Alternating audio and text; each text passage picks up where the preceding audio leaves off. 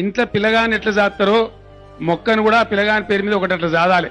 ఎందుకంటే పిల్లలను మనం ఎంత పెంచి మనం కష్టపడి వాళ్ళని చదివించి ఎంత ధనం వాళ్ళకి ఇచ్చినా కూడా వాళ్ళు బతికే పరిస్థితి కూడా దాంతో పాటు ఇవ్వకపోతే అది లాభం లేదు.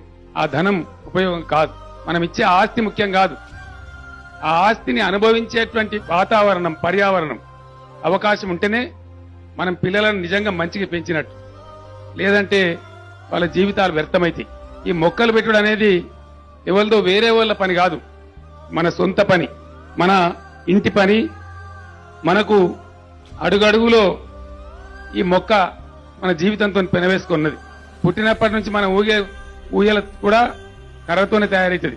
చివరికి చచ్చినాడు మనను మోసే పాడే కూడా కర్రతోనే ఉంటది.